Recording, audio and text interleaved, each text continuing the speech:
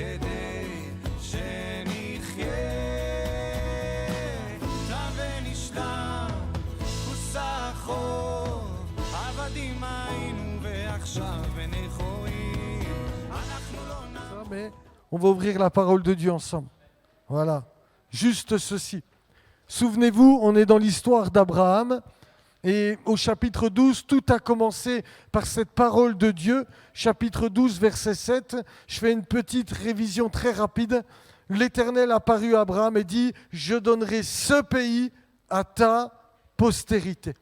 Et nous avons vu la dernière fois, donc maintenant ça date d'un mois, entre-temps les fêtes de Noël sont passées, Nouvel An, donc je me doute qu'il y a quelques points, il ferait bon de les revoir. Et nous avons regardé ensemble que tout l'appel d'Abraham, souvenez-vous, que tout ce qu'il va traverser, que tout le combat de la foi qu'il va traverser gravite autour de ces deux promesses. Dieu lui promet une terre et Dieu lui promet une descendance, une postérité. Au milieu du combat de la foi, vous vous rappelez toutes les épreuves, Sarah est enlevée, il y a la guerre dans le pays, la famine survient. Toutes les épreuves de la foi qu'il a traversées sont toutes liées soit à la terre d'Israël, soit à la postérité qu'il doit recevoir de la part du Seigneur. Au milieu du combat de la foi d'Abraham, le Seigneur va faire avec lui deux alliances. Une pour la terre et l'autre pour la postérité, ayant pour but la bénédiction de toutes les familles de la terre. Genèse 13,15 va dire « Car tout le pays que tu vois, je le donne à toi et à ta postérité pour toujours. » Ça, c'est important aujourd'hui. Hein? Pour toujours. Et j'aimerais, cet après-midi, qu'on s'arrête sur les deux alliances que Dieu va faire avec Abraham. On va s'arrêter sur le chapitre 15 et sur le chapitre 17. Et on va regarder ensemble quels sont les détails très importants de ces deux chapitres. Voilà, chapitre 15. Vous pouvez prendre vos Bibles quand vous venez, c'est bien. Versets 7 et 8. Il est dit ceci. L'Éternel lui dit encore, « Je suis l'Éternel qui t'a fait sortir d'Ur en Chaldée pour te donner en possession ce pays. » Abraham répondit, « Seigneur éternel, à quoi connaîtrai-je que je le posséderai ?» Et puis, la suite d'ailleurs, c'est versets 9 à 18, Dieu va lui dire, « Prends une génisse de 3 ans, une chèvre de 3 ans, un bélier de 3 ans, une tourterelle et une jeune colombe. » Abraham prit tous ces animaux, les coupa par le milieu et mit chaque morceau l'un vis-à-vis de l'autre, mais il ne partagea point les oiseaux. Et au verset 18, il est dit, en ce jour-là, l'Éternel fit alliance avec Abraham et dit, je donne ce pays à ta postérité. Et puis il va lui énumérer ce que sera le pays depuis le fleuve d'Égypte. Et puis il va dire, ensuite il va citer les Kéniens, Kénisiens, Cadmoniens, Étiens, Phérésiens, Réphaïm, Amoréens, Cananéens, Girgasiens et Jébusiens. Je suis l'Éternel. En ce jour, l'Éternel fit alliance avec Abraham et lui dit, je donne ce pays à ta postérité. Une première alliance à travers les animaux coupés. Abraham était sous sa tente, vous vous souvenez ?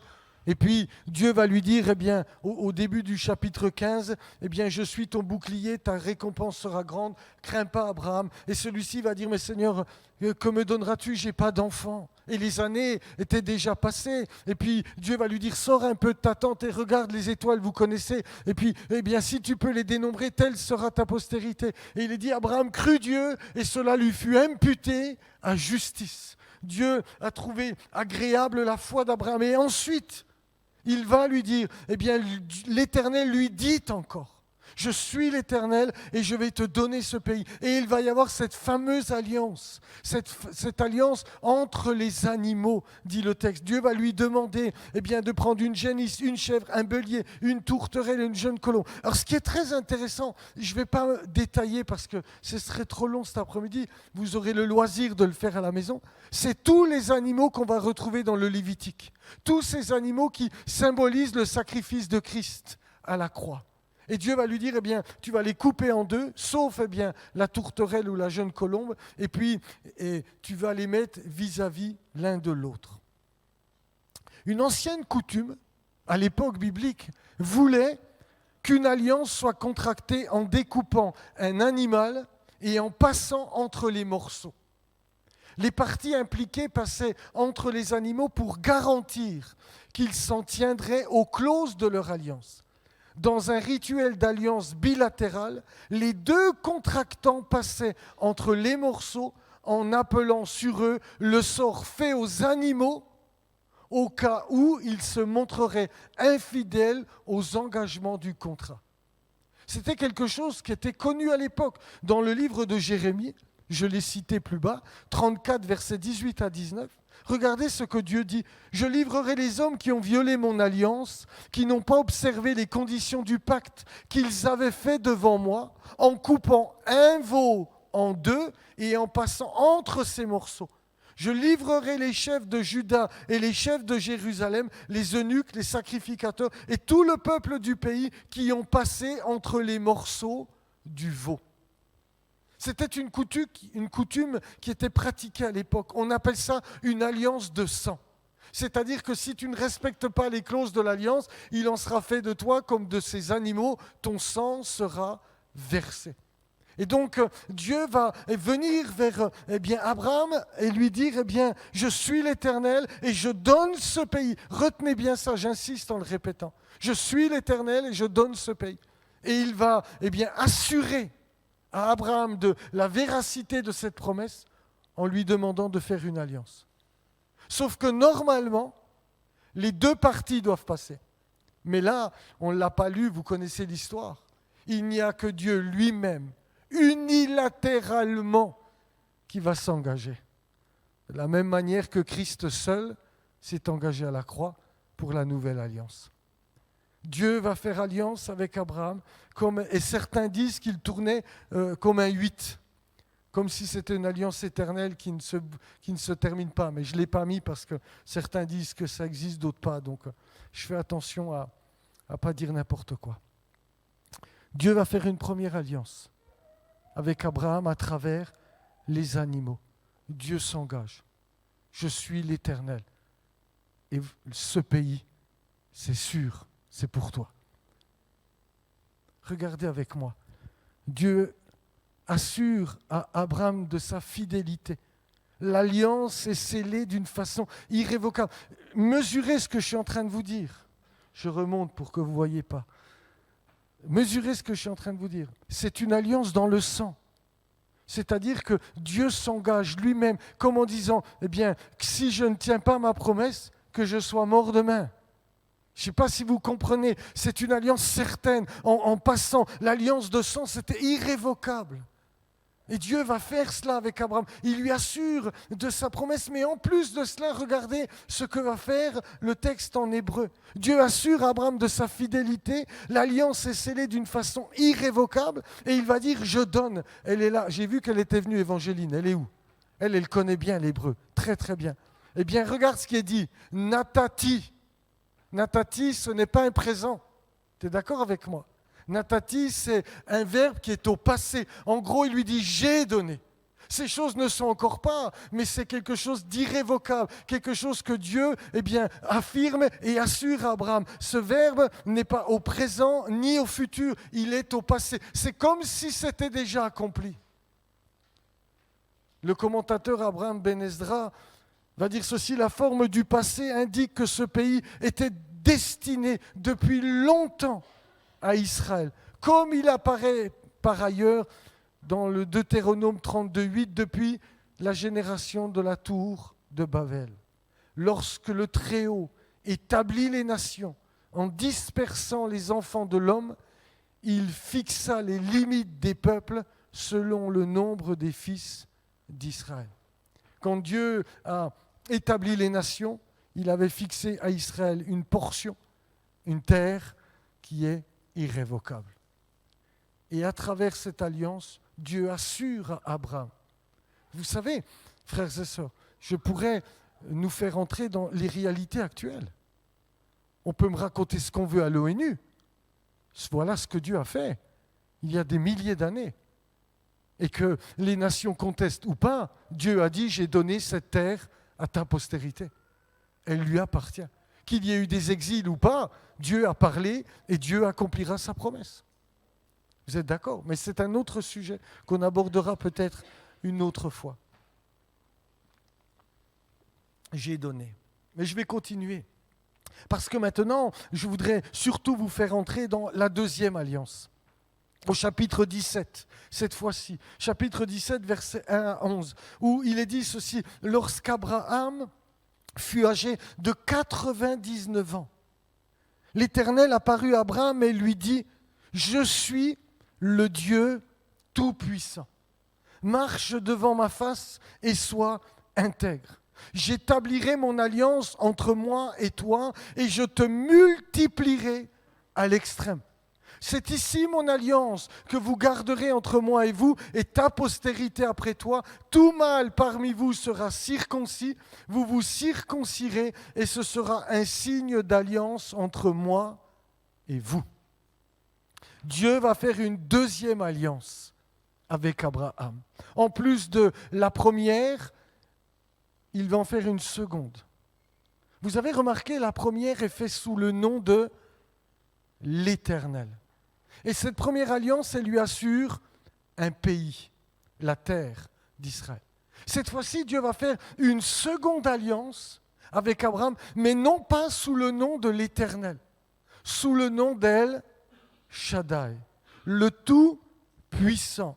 El Shaddai signifie littéralement le Dieu qui suffit, le Dieu qui est pleinement suffisant. Mais cette fois-ci, ce n'est pas la terre que Dieu promet à Abraham, c'est une postérité. Il va lui dire, je suis le Dieu Tout-Puissant, marche devant ma face et sois intègre, j'établirai mon alliance entre moi et toi et je te multiplierai à l'extrême. Dieu va promettre, eh bien cette fois-ci, une nombreuse descendance à Abraham. Mais cette fois-ci, Dieu demande à Abraham quelque chose. Tout mâle devra être circoncis au 8e jour. C'est très important parce que ce nom, eh bien, va résonner dans toutes les Écritures. Et quand il est question du Tout-Puissant dans la Bible, vous allez vous rendre compte qu'à chaque fois, c'est lié à la descendance qui vient. Regardez avec moi, j'ai mis quelques versets. Genèse 28, verset 3. Cette fois-ci, eh bien, Abraham est décédé. Vous êtes d'accord avec moi? Et il est dit ceci, c'est Isaac. C'est Isaac qui parle, eh bien, il appela Jacob et il va le bénir. Et il va lui dire que le Dieu Tout-Puissant te bénisse, te rende fécond et te multiplie, afin que tu deviennes une multitude de peuples.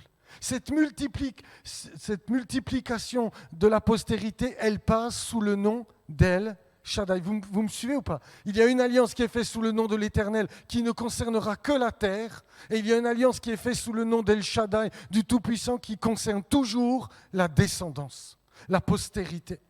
Ensuite, au chapitre 35, cette fois-ci, regardez avec moi, chapitre 35, l'alliance est encore renouvelée. Eh bien, au verset 11, il est dit, Dieu parle à Jacob, il lui dit, je suis le Dieu Tout-Puissant. Sois fécond et multiplie une nation et une multitude de nations naîtront de toi et des rois sortiront de tes reins. Et puis quand il y aura eh bien, la discussion entre ses fils et puis Et Jacob, au chapitre 43, verset 14, vous savez, quand il demande que Benjamin se présente devant Pharaon, qui est Joseph, hein, vous connaissez l'histoire, eh bien il va dire que le Dieu Tout-Puissant vous fasse trouver grâce devant cet homme et qu'il laisse revenir avec vous votre autre frère et Benjamin et moi. Si je dois être privé de mes enfants, que j'en sois privé. Mais c'est toujours, le nom El Shaddai est lié à la postérité. Regardez, je continue. Jacob dit à Joseph, cette fois-ci il est monté au pays d'Égypte, il est descendu au pays d'Égypte. Et Jacob, dit à Joseph, le Dieu Tout-Puissant m'est apparu à Luz dans le pays de Canaan et il m'a béni, il m'a dit, je te rendrai fécond, je te multiplierai, je ferai de toi une multitude de peuples, je donnerai ce pays à ta postérité après toi pour qu'elle le possède toujours. Et puis, au chapitre 49 et verset 25, c'est l'œuvre du Dieu de ton Père qui t'aidera. C'est quand Jacob va bénir les 12 tribus d'Israël. Il va dire, c'est l'œuvre du Tout-Puissant qui te bénira des bénédictions des cieux en haut, des bénédictions des eaux en bas, des bénédictions des mamelles et du sein maternel. Dieu va s'engager à travers un nom, El Shaddai. Et toutes les Écritures ont cette thématique. Je vous l'ai déjà dit, je vous le répète, c'est un thème qui revient, qui est martelé. Parce que regardez avec moi, je vais un petit peu plus loin dans notre lecture des Écritures. Exode au chapitre 6. Maintenant, Moïse se trouve devant Pharaon. Et puis, vous connaissez tous l'histoire, pour ceux qui ne la savent pas. Il va trouver Pharaon. Et puis, il lui dit, laisse aller mon fils premier-né. Et Pharaon va lui dire, mais l'Éternel te dit, laisse aller mon fils premier-né. Et Pharaon va dire, mais c'est qui l'Éternel pour que j'y obéisse? Oh, vous êtes des feignants. Eh bien, vous savez quoi, je veux le même nombre de briques, mais avec, vous n'aurez plus la paille, mais je veux exactement. Et puis quand Moïse va se présenter devant les anciens d'Israël vont dire, mais qu'est-ce que tu nous as fait?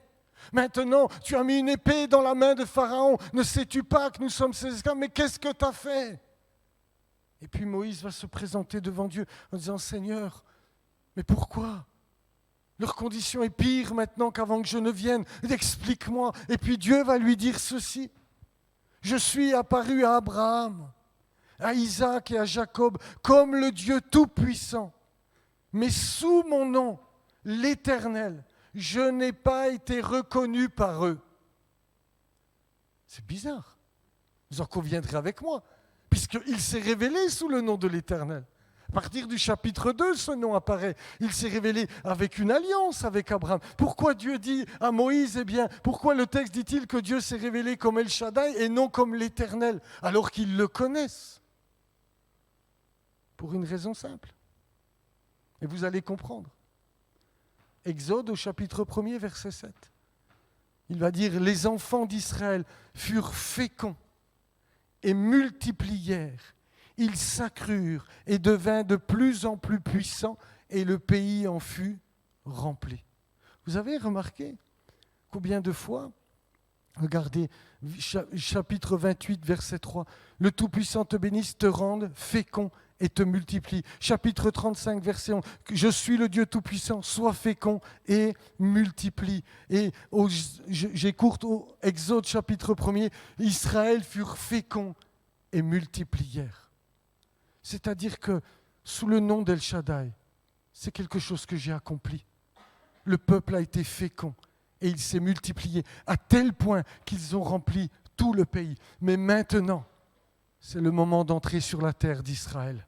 C'est le moment où l'alliance que j'ai faite avec Abraham sous le nom de l'Éternel doit être connue. C'est le moment où ils vont sortir du pays d'Égypte pour entrer dans le pays de Canaan. C'est le moment où j'accomplis mon alliance sous le nom de l'Éternel. C'est le moment de la délivrance. Et c'est pourquoi Dieu va dire à Moïse, sous le nom Tout-Puissant, ils m'ont connu, c'est fait, ils ont été féconds, ils ont multiplié, j'ai accompli ce que j'ai promis. Bien sûr, ça va continuer dans l'histoire, mais c'est déjà quelque chose de concret, de réel. Ils ont rempli le pays et à tel point qu'ils devinrent de plus en plus puissants et Pharaon va prendre peur. Ils sont tellement nombreux, il faut qu'on fasse quelque chose, il faut les exterminer, parce que s'ils se lient avec nos ennemis, on est foutus, dira-t-il. c'est fait. El Shaddai, c'est fait.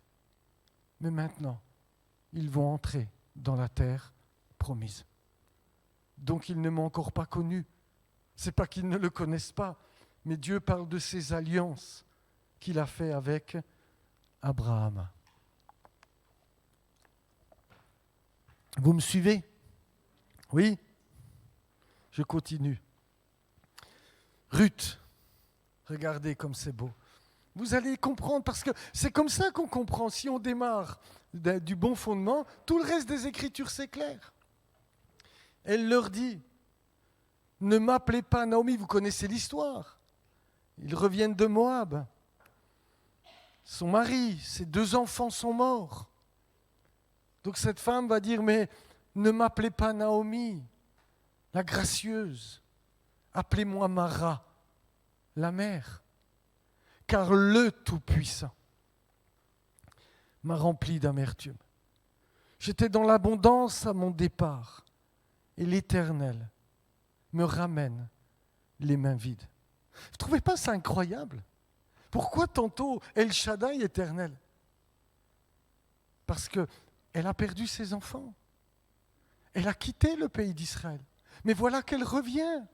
Alors, le Tout-Puissant m'a rempli d'amertume. J'étais dans l'abondance à mon départ et l'Éternel me ramène. C'est sous le nom de l'Éternel qu'elle revient sur la terre. Et elle va dire, pourquoi m'appelleriez-vous Naomi après que l'Éternel s'est prononcé contre moi et que le Tout-Puissant m'ait affligé?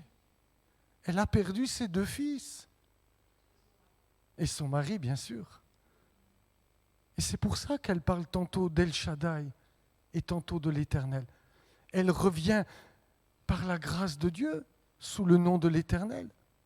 Mais elle dit, ne m'appelez plus ma gracieuse, appelez-moi mère. Mais Dieu va lui faire grâce. Le Tout-Puissant va opérer et sa belle-fille va se cacher sous les ailes d'El Shaddai. Et elle va retrouver une postérité. Mais c'est tout le thème de Ruth, mais on n'est pas là pour étudier Ruth. Mais je continue. Et Marie, quand elle va être enceinte, par la vertu du Saint-Esprit, elle va aller trouver la tata, Élisabeth. Et puis, celle-ci va voir Jean, le baptiseur, en son sein, qui va tressaillir. Et ensuite, Marie va exprimer un cantique qu'on appelle dans la tradition chrétienne le Magnificat, le cantique de Marie. Luc chapitre 1er, versets 46 à 49. Et Marie dit, « Mon âme exalte le Seigneur, et mon esprit se réjouit en Dieu, mon Sauveur, parce qu'il a jeté les yeux sur la bassesse de sa servante. Car voici désormais, toutes les générations me diront bienheureuse. » Pourquoi? Parce que El Shaddai, le Tout-Puissant, a fait pour moi de grandes choses. Son nom est saint. Pourquoi dit-elle cela? Parce que c'est lui, elle porte en son sein le Fils promis à Abraham. La prophétie est parfaitement accomplie. El Shaddai a fait ce qu'il avait promis. Toutes les familles de la terre seront bénies en ta postérité. Dieu va faire 2 alliances avec Abraham. Une sous le nom de l'Éternel, qui correspond à la promesse du pays, de la terre d'Israël.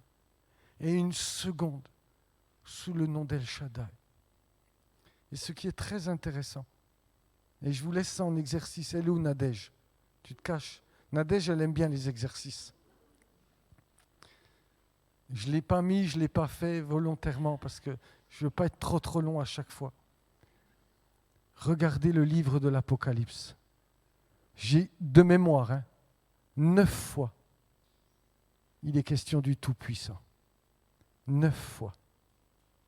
Et vous réfléchirez pourquoi. Et je vous laisse avec cette réflexion.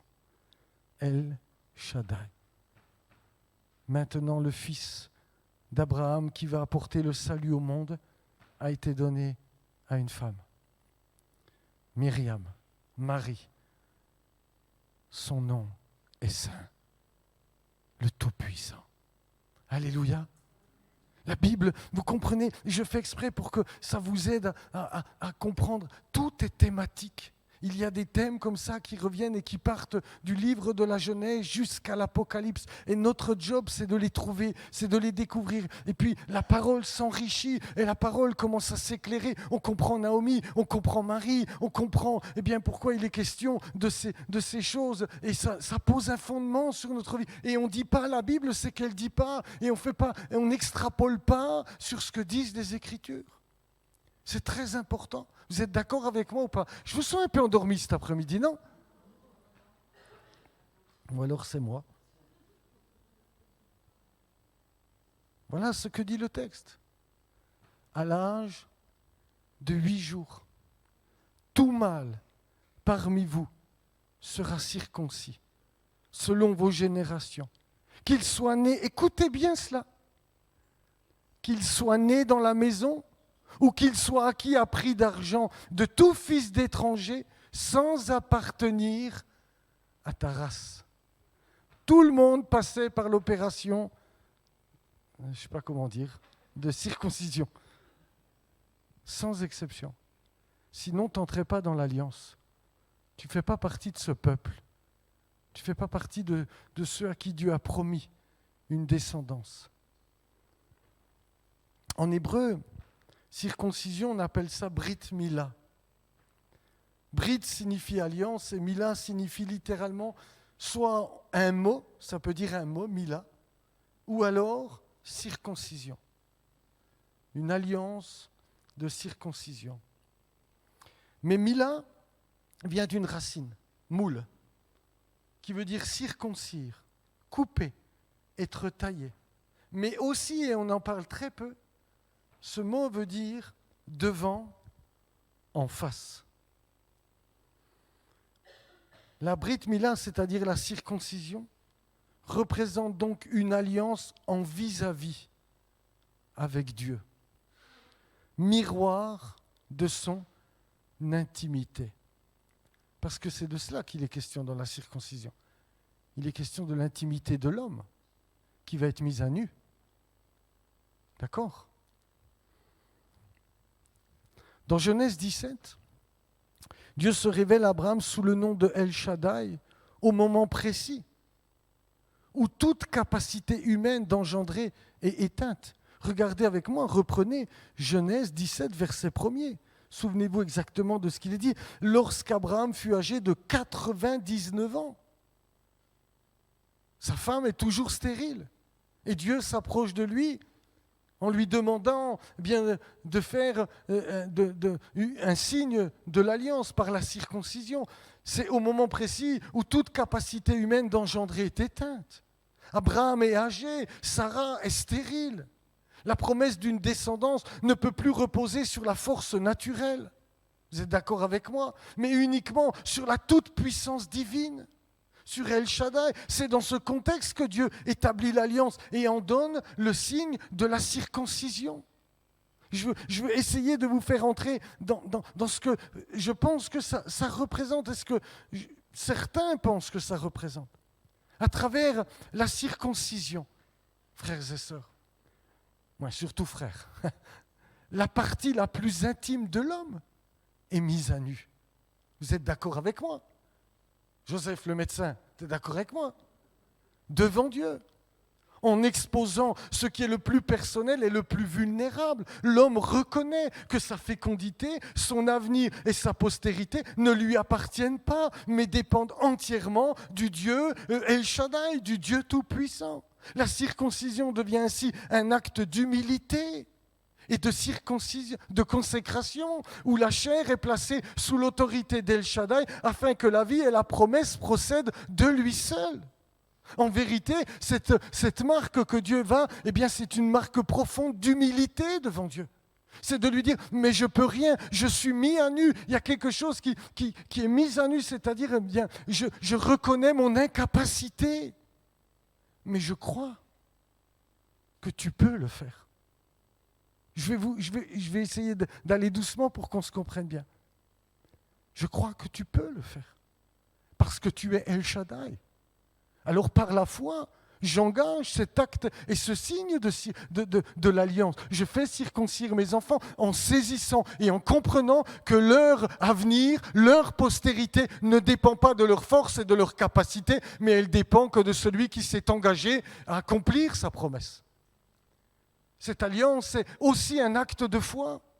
Et souvenez-vous, nous allons le voir, tout a démarré au chapitre 15. Abraham eut confiance à l'Éternel qui lui imputa en justice. Cet homme a eu confiance quand il était dans sa tente, frères et sœurs. Quand il était là, dans le noir de sa tente, qu'il disait « mais je n'ai pas de descendance, Eliezer de Damas est celui qui héritera tout ». Non, non Abraham, c'est de toi que viendra une postérité. Sors, regarde les étoiles. En gros, ce qu'Abraham a fait, frères et sœurs, il faut bien comprendre. Abraham regarde les étoiles et il croit que Dieu est capable de produire l'impossible. Il va dire à Dieu, c'est vrai Seigneur, je ne peux rien changer à ma condition. Je suis vieux, ma femme est toujours stérile, mais je crois que tu es capable de nous donner une postérité aussi nombreuse que les étoiles du ciel. Alors cela lui fut imputé à justice. C'est la foi qui a fait toute la différence. Et c'est de cela dont il est question. Et dans cette seconde alliance, eh bien, il en est de même. La circoncision est liée à la foi. Eh bien, la partie intime est mise à nu. Nous allons le voir dans un instant. Comme ensuite le cœur doit être circoncis. Le cœur doit être mis à nu et savoir, mais que nous ne sommes rien du tout, que nous ne sommes que des pécheurs, de pauvres pécheurs qui sommes sauvés par grâce. Et si aujourd'hui nous pratiquons le bien, c'est que Christ habite en nos cœurs. Amen. Ça ne procède que d'El Shaddai. Et c'est pourquoi je vous dis, je vous donne un indice, que le livre de l'Apocalypse en parle beaucoup. Parce que, humainement parlant, la situation dans laquelle se trouvent les nations est catastrophique. Mais Dieu va faire jaillir la lumière du chaos. Dieu va faire descendre la nouvelle Jérusalem sur une terre qu'il va renouveler. L'impossible va être rendu possible. Parce que El Shaddai va faire ce qu'il faut pour qu'une famille nombreuse lui soit acquise. Amen. Je m'avance, je vais trop vite.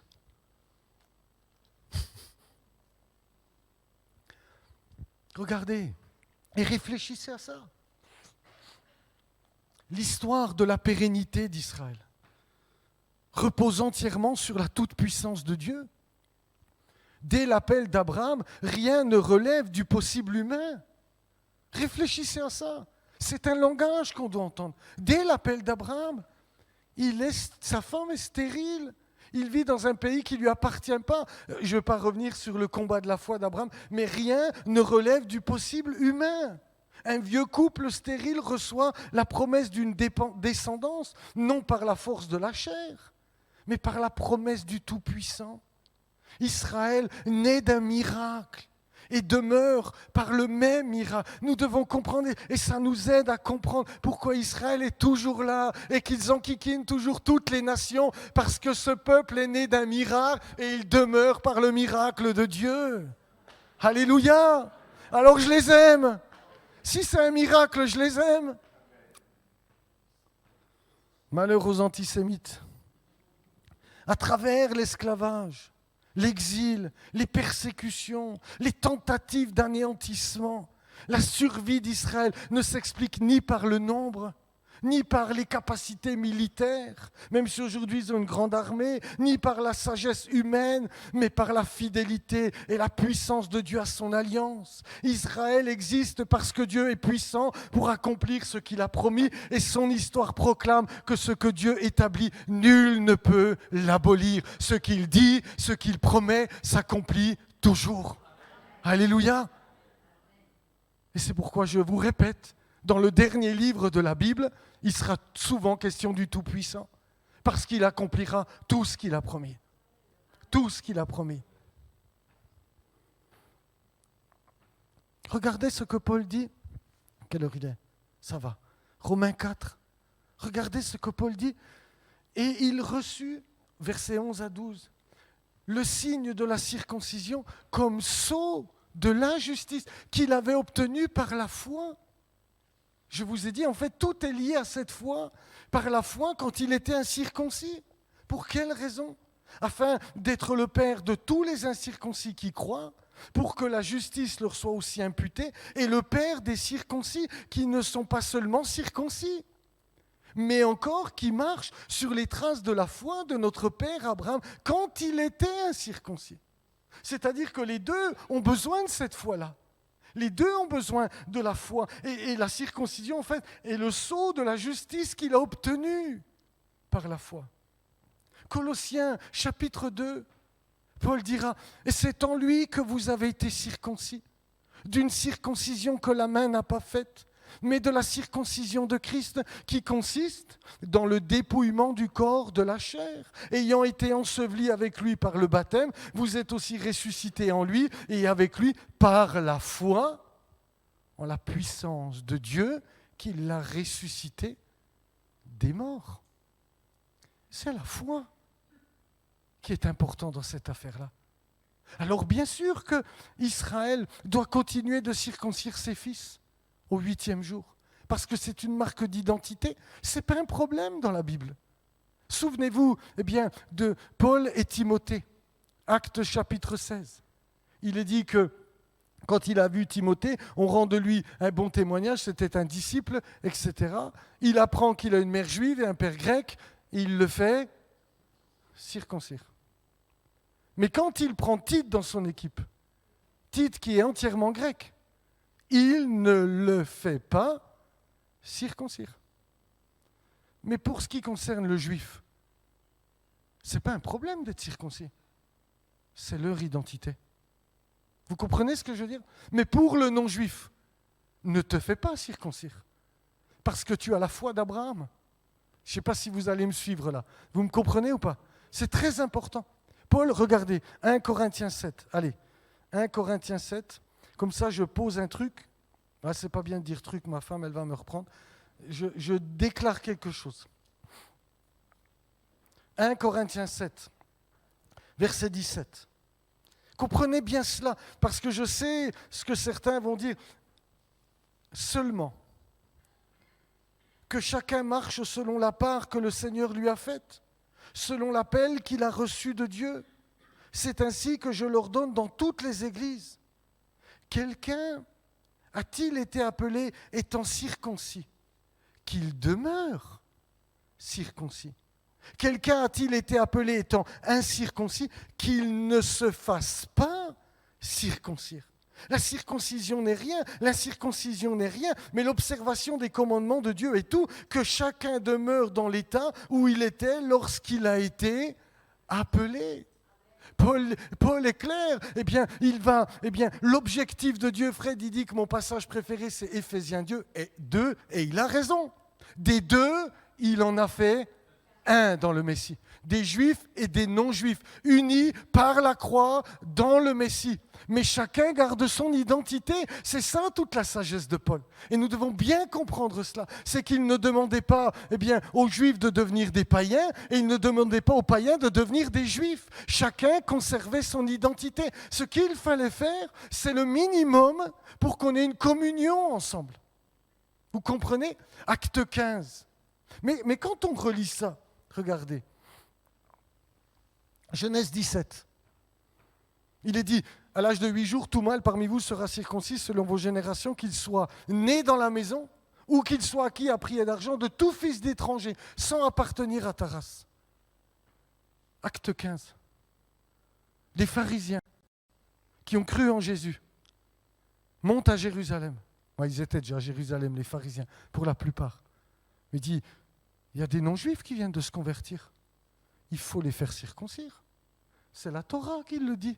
Vous comprenez? Sauf que Paul a compris que dans le Messie, il y a... et toute la Torah, en fait, parle de ça. Chacun va conserver son identité.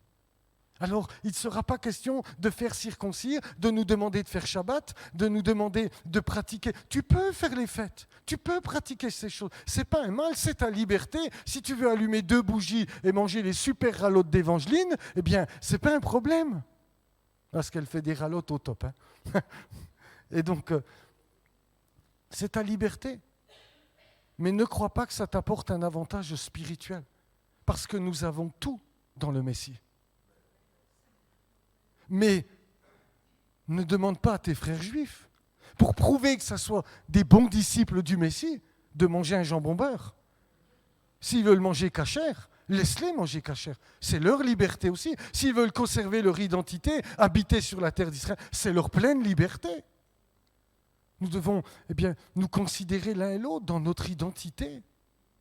Parce que dans le Messie, il n'y a plus ni juif, ni grec. Mais il n'y a plus ni esclave, ni libre. Il n'y a plus ni homme, ni femme. En réalité, notre identité, elle reste. Ma femme reste une femme, je reste un homme, vice-versa. Vous êtes d'accord avec moi? Mais ce que Paul dit, c'est que dans le Messie, nous avons tous part au même salut, à la même grâce, au même pardon. Que tu sois juif ou grec, que tu sois libre ou esclave, que tu sois homme ou femme. Et c'est de cela dont Paul parle dans toutes ses épîtres. Et c'est cela qu'il a combattu toute sa vie. Et c'est ce qu'on a eu beaucoup de mal à comprendre. Nous avons imposé à nos frères juifs dans l'histoire de ne plus manger cachère, de ne plus faire Shabbat. On a dit c'est terminé, maintenant c'est le dimanche. Vous êtes des apostats si vous continuez. C'était une grave erreur. C'était une erreur de faire le dimanche. Ça c'est autre chose. Parce que c'est la théologie du remplacement. Mais ce que Paul est en train de montrer, c'est que chacun demeure dans l'état dans lequel Dieu l'a appelé. Tu es juif, garde ton identité. Tu n'es pas juif, ne te fais pas circoncire. Parce que c'est ça, judaïser. Que chacun demeure dans l'état dans lequel Dieu l'a appelé. C'est tellement important de comprendre ça. C'est tellement important que nous saisissions l'équilibre de la parole de Dieu. L'équilibre que Paul a apporté à toutes les églises, c'est tellement important. Et c'est pour ça que la concession en acte 15 sera que les non-juifs fassent le minimum pour qu'ils puissent être assis avec la table de leurs frères juifs. C'est-à-dire ne sacrifient pas aux idoles, ne mangent pas du sang. Vous connaissez les quatre règles d'acte 15. C'est pour qu'il puisse y avoir communion entre le juif et les non-juifs, c'est qu'on puisse être à la même table. Vous comprenez? Faisons ce qui est le plus important, c'est l'amour. C'est l'amour entre nos frères juifs et nous-mêmes, et vice-versa. Et c'est toute la thématique de la nouvelle alliance et de la complexité que l'apôtre Paul a rencontrée toute sa vie. Galates ne parle que de cela. C'est pas une histoire de manger cachère. Quand il reprend Pierre, vous savez, autour de la table, c'est pas que Pierre ne mangeait plus cachère, c'est pas vrai. Acte 2, acte 10, il y a 10 ans. Vous êtes d'accord? Ouais, vous ne savez peut-être pas, mais il y a 10 ans. Quand il va recevoir la nappe, qu'est-ce que Pierre va dire? Seigneur, j'ai jamais mangé quelque chose d'impur. Mais Dieu n'est pas en train de lui dire à partir de maintenant, je veux que tu manges des animaux impurs. Il est dit, il réfléchit à la vision, il ne comprend pas la vision. Les hommes viennent, ils tapent à sa porte, il dit voilà, Corneille, vient, les envoyés de Corneille viennent chez Simon le corroyeur, ils disent viens avec nous. Et quand il arrive chez le païen, il dit Dieu m'a appris à ne considérer aucun homme comme impur. En fait, ce que Dieu voulait, c'est qu'il aille vers les non-juifs, non pas qu'il ne mange plus cachère. Vous êtes d'accord avec moi? Et quand il ressort, il arrive à Jérusalem. Et les frères, acte 11, vont lui tomber dessus. Qu'est-ce que tu as fait? Tu es entré chez un païen et tu as mangé avec eux. Oui, mais attendez, je vais vous expliquer ce qui s'est passé. La vision, la voix du Saint-Esprit. Et puis pendant que je leur prêchais l'évangile de Dieu, le Saint-Esprit est descendu sur eux. Et qui suis-je moi pour m'opposer à Dieu? Et j'ai repensé à cette parole. Et dans quelques jours, vous serez baptisés du Saint-Esprit. Alors je les ai tous baptisés d'eau. Et le texte dit, et ils se calmèrent. Mais quand Paul va reprendre Pierre, à Antioche, dans l'épître aux Galates, ce n'est pas une histoire. Écoutez ça. C'est important. Ce n'était pas du tout prévu que je parle de ça. Je suis parti dans un truc là. Ce n'est pas une histoire de manger cachère ou pas. Qu'est-ce qui se passe? Pierre est à la table des non-juifs. Sans problème. Il est avec eux, ça ne lui pose plus de problème. Et puis voilà que des personnes de l'entourage de Jacques, le parti dur de Jérusalem, approchent. Et quand il voit ça, il se retire de la table. Et Paul dit, avec ton hypocrisie, même Barnabas a été séduit. Lui aussi. Mais qu'est-ce qu'ils sont en train de faire? Ce mur que Dieu a renversé, ils sont en train de le reconstruire.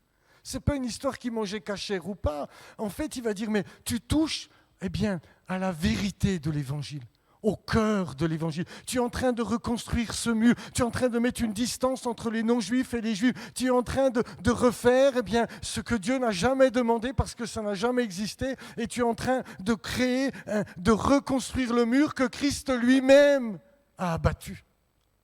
Donc Paul lui dira, je suis dans l'obligation de te reprendre parce que c'est le cœur de l'Évangile, la vérité de l'Évangile que tu es en train de toucher, Pierre. Parce que dans le Messie, il n'y a plus ni juif, ni grec. Nous sommes un en lui. Mais chacun garde son identité. Vous êtes d'accord avec moi? Alors je termine avec mon histoire quand même. Paul va dire, mais la circoncision, la plus importante, c'est celle que Moïse avait donnée. Deutéronome chapitre 10, vous circoncirez donc votre cœur et vous ne raidirez plus votre cou. Deutéronome 30, verset 6. L'Éternel, ton Dieu, circoncira ton cœur et le cœur de ta postérité. Tu aimeras l'Éternel, ton Dieu, de tout ton cœur, de toute ton âme, afin que tu vives. Ce que Dieu a toujours voulu à travers le signe de la circoncision, c'était une circoncision du cœur. Non pas simplement l'organe qui va accorder la postérité, mais le cœur qui soit mis à nu. Et Paul, aux Romains, va dire, la circoncision, elle est utile si tu mets en pratique la Torah. Mais si tu transgresses la Torah, ta circoncision devient incirconcision. Le juif, ce n'est pas celui qui en a les apparences. Il n'est pas en train de dire qu'ils sont plus juifs. Ce n'est pas celui qui en a les apparences. La circoncision n'est pas celle qui est visible dans la chair. Mais le juif, c'est celui qui l'est intérieurement.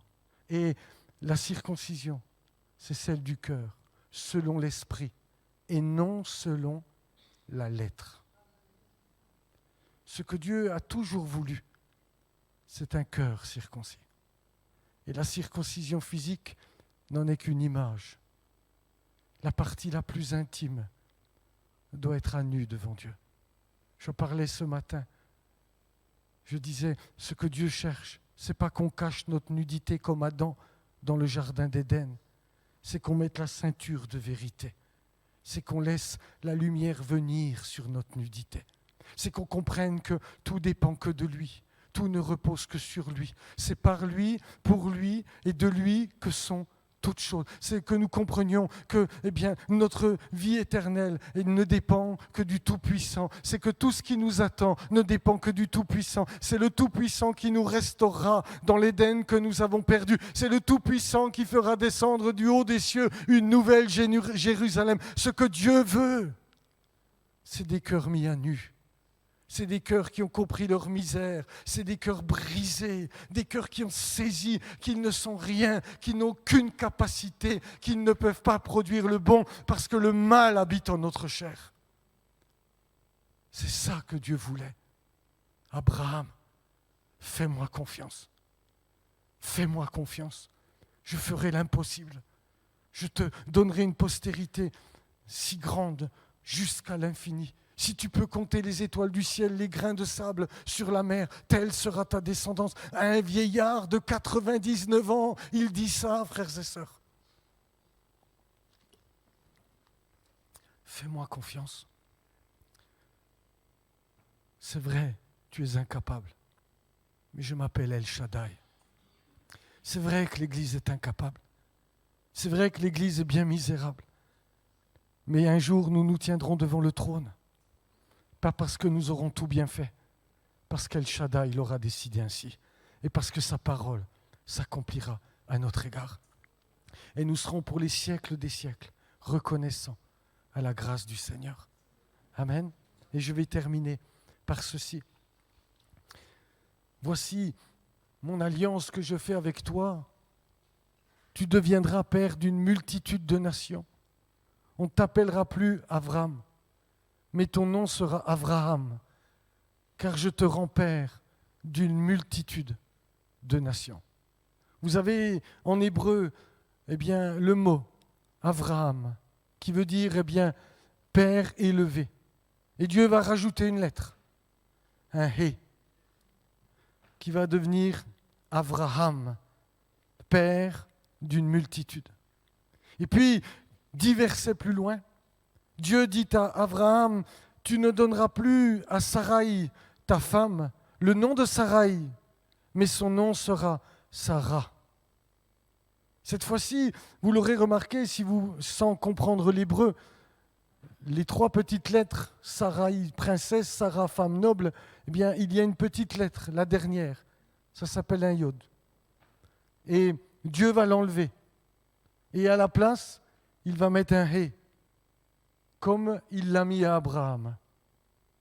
C'est très intéressant. Et je termine avec ça. Parce que les lettres hébraïques ont une certaine signification. Le He signifie le rouar, le souffle, l'esprit de Dieu. Abraham, Dieu va mettre Avraham, le souffle, son esprit. Mais Sarai, il va enlever une lettre. Je suis désolé les frangines. Le Yud, qui veut dire la main. Vous savez, cette main qui a voulu intervenir dans l'histoire, couche avec ma servante. Cette main qui a voulu accomplir l'œuvre de Dieu. Et Dieu va l'enlever. Et il va mettre le He à la place. Le souffle de Dieu. Ce ne sera jamais par les œuvres de la chair que nous ferons l'œuvre de Dieu. C'est uniquement par le Saint-Esprit, par le souffle d'El Shaddai, par le souffle du Tout-Puissant. Et nous devons constamment avoir foi en sa parole, en ses promesses, en la nouvelle alliance conclue en Jésus-Christ. C'est ça qui nous fera parvenir à la gloire éternelle. Vous me dites tous Amen et je me tais. Seigneur, non, pas besoin d'applaudir, c'est gentil. Merci. On va prier. On va prier. Après, si vous avez 1 ou 2 questions, je n'ai pas fait tard aujourd'hui, je suis content. Seigneur, nous voulons te bénir. Te bénir parce que ta parole est notre richesse. Ta parole, Seigneur, est ce fondement sur lequel nous appuyons notre vie. Tu as donné à ces hommes ta parole, tes alliances, tes promesses. Et toute l'histoire nous prouve de la véracité de ces faits. Si ton peuple Israël demeure encore aujourd'hui, s'il est retourné dans sa terre en cette fin du XXe siècle, c'est parce qu'un jour tu es passé entre les animaux et tu as dit, je donne ce pays à ta postérité. Si Israël a perduré, malgré les exils, les pogroms, les persécutions, la Shoah, c'est parce qu'un jour tu as dit à Abraham, je suis El Shaddai. Et tu as demandé comme signe une intimité mise à nu devant toi, une confiance totale, une dépendance totale en ta personne, en tes promesses, en tes alliances. Aujourd'hui, si nous sommes là, c'est parce que tu as accompli ce que tu avais dit. Toutes les familles de la terre seront bénies en ta postérité. Ce Fils est venu dans le monde par le sein de la Vierge. Que ton nom est saint. Ce Fils a accompli parfaitement ce qui le concernait jusqu'à mourir sur l'infâme bois pour chacune de nos vies. Ce Fils, tu l'as ressuscité au 3e jour et tu l'as élevé dans la gloire et tu as déversé ton esprit sur tes premiers disciples. Et l'Évangile nous est parvenu conformément à ce que ta parole avait annoncé. Aujourd'hui, nous sommes là face aux Écritures et nous avons plus que jamais besoin de te faire confiance. Le monde va mal, les nations sont en révolte, mais nous continuerons d'espérer en toi, en tes promesses, en tes alliances. Seigneur, nous ne voulons pas fanfaronner, nous ne prétendons à rien. Nous sommes à nu devant toi, des cœurs circoncis. Te dire, nous avons tellement besoin de toi. Nous avons besoin que tu nous assistes. Nous avons besoin que tu nous gardes dans la foi. Nous avons besoin plus que jamais que tu nous maintiennes fidèles à tes promesses et à ta parole. Seigneur, c'est le Dieu El Shaddai que j'invoque. C'est le Dieu fidèle à ses alliances que j'invoque. Seigneur, aide-nous. Aide-nous à comprendre ta parole. Aide-nous à considérer ton peuple d'Israël comme nous devons le considérer. Aide-nous à l'aimer, à ne pas le juger. Aide-nous à rester dans notre identité sans leur demander de devenir comme nous. Aide-nous à comprendre les saintes Écritures pour que nous marchions avec toi, main dans la main, de foi en foi, de grâce en grâce, pour que la gloire éternelle soit notre partage. Notre Père, je te demande faveur sur ma vie la première, sur la vie de tous mes frères, de toutes mes sœurs, afin que nous marchions dans la foi en toi, la foi dans ta parole, la foi dans la nouvelle alliance, accomplie en ton Fils Jésus-Christ. Amen. Amen. Que Dieu vous bénisse. Que Dieu vous bénisse.